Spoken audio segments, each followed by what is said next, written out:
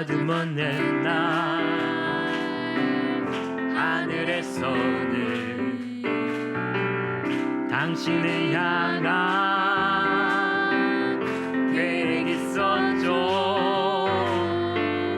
나의 하나님이여, 나의 원수에게서 나를 건지시고 일어나 치려는 자에게서 나를 높이 드소서.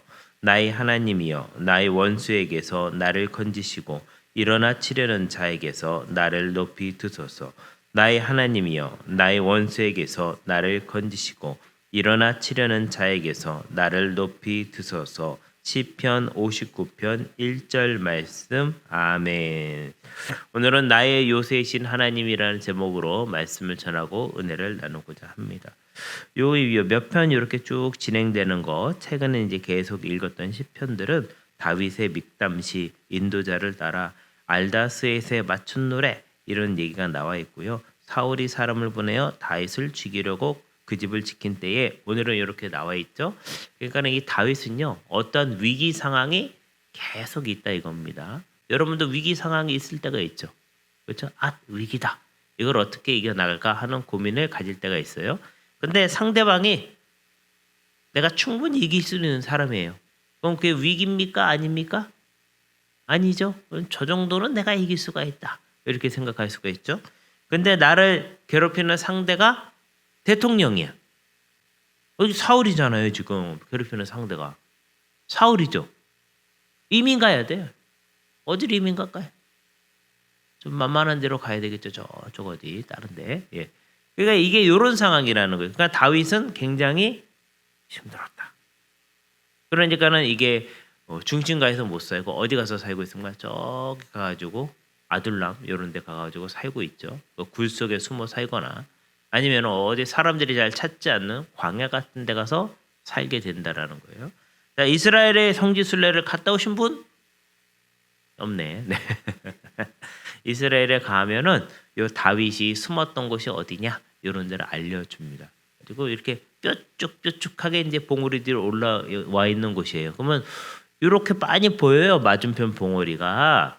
근데 이게 밑에 골짜기를 내려갔다가 다시 올라와야 되기 때문에 이렇게 보인다고 잡으러 갈 수 있는 게 아니에요. 사울이 3,000명을 풀어놔도 잡을 수가 없어요. 왜냐면 이렇게 눈에 보여서 잡으려고 내려갔다가 올라가면 벌써 사라지고 없어요. 잡을 수가 없다 그거예요. 그러니까 눈에 뻔히 보여도 잡을 수가 없고. 성경에도 보면은 이 사울이 다윗을 갖다가 막 부르는 장면이나 또는 네가 나를 굴 속에서 죽이지 않았구나, 그러면서 그 얘기하는 장면이 나올 수 있는 이유가 그런 거예요. 이렇게 눈에 보이지만 잡으러 내려갔다가 올라가면 벌써 그 사람은 도망가고 없다 그거죠. 그래서 잡을 수가 없는 상황. 그러니까 이렇게 우리가 내 힘으로 감당할 수 없는 적들이 나타났을 때, 내 힘으로 감당할 수 없는 인생의 문제가 생겼을 때 요 시를 읽으면서 하나님을 의지할 수 있다라는 거죠. 가끔 텔레비전 이렇게 보면은 이 사람들이 인생에 어떤 고비가 있었는지 모르겠지만 가수들이 부르는 노래를 보면서 눈물을 이렇게 쭉 흘렸다고. 그 얘기를 들으면 봄비 이러면서 흘린단 말이에요. 누가 사랑을 아름답다 했는가 이러면서 차라리 나를 잠들게 하라 이러면서 말이죠. 그런 일이 많으셨군요. 네, 창밖에 남자 이러면서 울어요. 왜 울어요? 감정이 나와 똑같다. 저 사람의 심정을 내가 이해할 수 있을 것 같다. 나도 그런 일이 있었는데 저 소리 줄게. 감동적으로 불러주는구나. 그래가지고 그 자리에 간다 그거죠. 내 마음을 알아준 그 사람은 너무너무 훌륭한 사람이야. 그 사람이 공연을 한다 그러면 저기 부산 끝에까지라도 쫓아가서 앉아가지고 아무개짱 이러면서 이제 응원을 한다 그거죠. 지금 근데 이 어려운 시기에 다윗은요, 자신의 힘든 마음을 노래로 만들어서 불렀다 그거예요. 내가 얼마나 힘든지 괴로운지 노래로 만들어 불러서. 그게 뭐예요? 시편이에요. 시편. 특히 오늘과 같은 시는 그러한 내용이 있다라고 하는 거죠. 그래서 되게 특이한 거는 이거예요. 그 악한 자들은요 어떻게 했니? 2절 말씀 한번 읽어볼까요? 2절 말씀 시작. 악을 행하는 자에게서 나를 건지시고 피 흘리기를 즐기는 자에게서 나를 구원하소서. 끔찍하지 않습니까? 악을 행하는 자에게서 나를 건지시고, 악을 행하는 자가 주변에 있을 수 있죠. 근데 이 사람들은요, 피 흘리기를 즐기는 자라는 거예요. 야, 여러분, 이 사람이 피를 흘리면은 죽죠. 피가 돌면서 몸에다가 영양분도 공급해야 되고, 근데 피가 돌면서 산소도 공급해야 되는데, 이 피가 멈추면 죽는 겁니다. 심장마비가 와도 죽는 거지만 몸에서 피가 줄줄줄 빠져나가면 죽는 거예요. 이 다윗이 당하는 공포는 어떤 거예요? 피를 흘리는 것 같은 공포라는 거예요. 지금 당장 죽지는 않아도 피가 점점 빠져나가면 죽는 거죠. 여러분의 삶 속에서도 내 피가 점점 빠져나가는 어떤 고통이 있을 수가 있다라는 거예요. 야, 너 멀쩡하잖아. 왜 그래? 힘내서 일어나. 이렇게 얘기해주면 그 사람은 피를 흘리고 있는 거예요. 피를 흘리고 있으면 피가 많이 빠지면 언젠가는 죽어요. 그럼 그 사람한테 필요한 건 뭘까요? 빨리 쉬어라. 그리고 피를 수혈을 해줘야 되는 상황인 거예요. 다윗이 지금 그런 상황이라는 거, 악한 자를 만나서 내가 피를 흘리게 되고 이 피가 다 빠져나가면 나는 죽는다. 이런 얘기를 하고 있는 거죠. 3절 말씀 한번 읽어볼까요? 3절 시작. 그들이 나의 생명을 해하려고 엎드려 기다리고 강한 자들이 모여 나를 치려 하오니 여호와여, 이는 나의 잘못으로 말미암음이 아니요 나의 죄로 말미암는도 아니로소이다. 누가 나를 미워할 때는요, 내 잘못이 있거나 내가 죄가 있어서 그런 것이 아닐 경우도 있다라는 거예요. 자, 여러분도 생각하죠. 나는 잘못한 게 없는데 저 사람이 나를 미워하는구나. 그러면 어떻게 해요? 나는 잘못한 게 없으니까 그 사람하고 싸우려고 들죠. 근데 다윗은 지금 그 사람하고 싸우려고 하는 게 아니라 하나님한테 이 억울함을 이야기했다 그거예요. 자, 우리 3초간 생각해 봅니다. 최근에 당한 나의 억울한 일은 무엇인가? 그래서 나는 어떻게 했는가? 한번 생각해 보는 거예요. 억울한 일이 있을 때는 어떻게 해야 될까요? 그 사람과 직접 싸울 것이 아니라 이 억울함을 누구한테 얘기해야 됩니까? 이제 그렇게 생각하시는 거죠. 네, 하나님께 얘기해야 된다. 그게 이제 다윗의 특별한 점이라는 뜻입니다. 4절 한번 읽어볼까요? 시작. 내가 허물이 없으나 그들이 달려와서 스스로 준비하오니 주여 나를 도우시기 위하여 깨어 살펴주소서. 자, 여기 아주 재밌는 내용 아닙니까? 하나님 보고 깨어 살펴달라는 거예요. 다윗이 느낄 때 하나님이 뭐하고 계십니까? 주무시고 계신다. 이런 생각이 드는 거죠.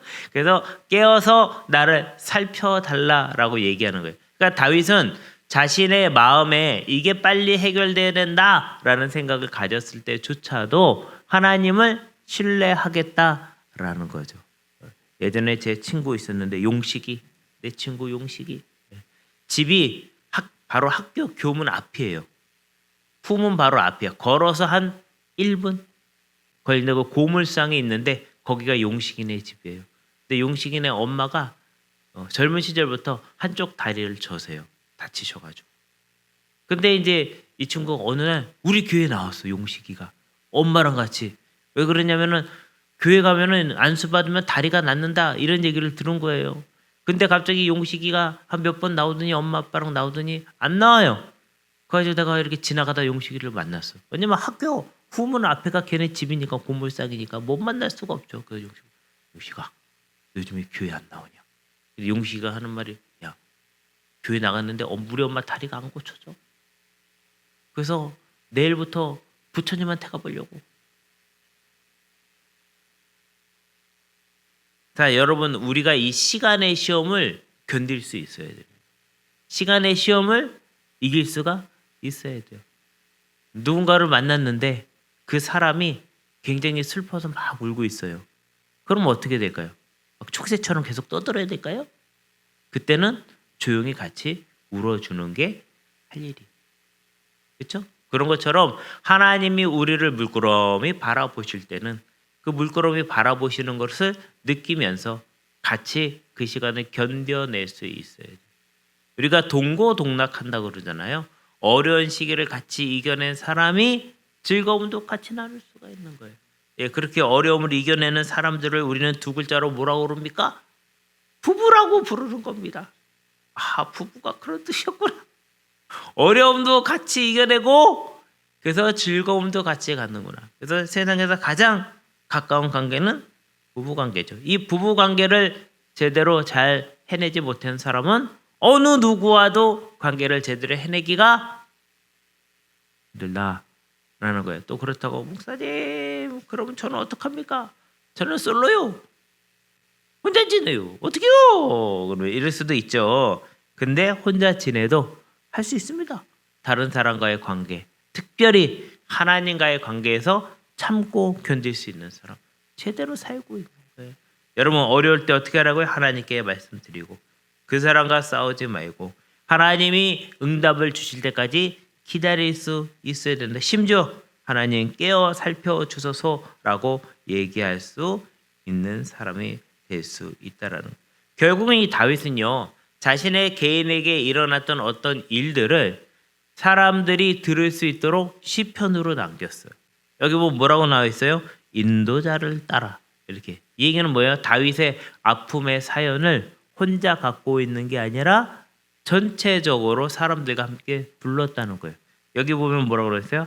알다셋이라고 나와 있죠. 알다셋이 그 당시에 사람들이 잘 알고 있는 곡조라는 거예요. 이 당시에는 녹음기가 없었을 거 아닙니까? 녹음기 있어요, 없어요? 없죠. 당연히 없죠. 예. 2000년도 더 된 이야기인데 녹음기가 당연히 없죠. 그러면은 이 사람들은 뭘 통해서 이 곡조를 알리겠어요? 자기들끼리 이미 알고 있는 거죠. 그러니까 이거에 맞춰 부르라 그러면 그렇게 알게 부르는 거죠. 우리나라도 아리랑이라는 노래가 있죠. 아리랑. 아라리가 났네. 네. 그런 곡조를 알고 있으니까 가사만 알려주면 되는 거죠. 가사를 알려주고 야 이거 아리랑에 맞춰 부르래. 그거 다 부를 수가 있어요. 그렇죠? 네. 그런 것처럼 이 당시에도 이게 알다셋이라는 게 사람들이 다 알만한 곡조다 그거예요. 그러니까 야 다윗이라는 사람이 노래를 만들었다는 이 노래를 우리가 듣자. 근데 이 노래가 얼마나 구구절절히 내 마음을 만져주는지 몰라. 나도 힘들고 어려울 때 원망하고 싶었고 하나님이 왜 주무시나 좀 일어나서 달려와 주시지. 이런 마음이 들었는데 다윗도 그런 마음이 들었대. 이 시를 다 읽을 때 야, 위로가 되는구나. 그 눈물을 쭈르르 흘리면서 다윗장 뭐 이러면서 이런 걸 했다 그거죠. 그래서 이 시편이 그런 시편이라는 거예요. 그 당시에 유행하던 신앙적인 노래. 이게 CCM이에요. 그 당시에 CCM. 요즘 뭐 CCM 부른다, 복음성가 부른다 얘기하잖아요. 그런 게 바로 이거라는 소리예요.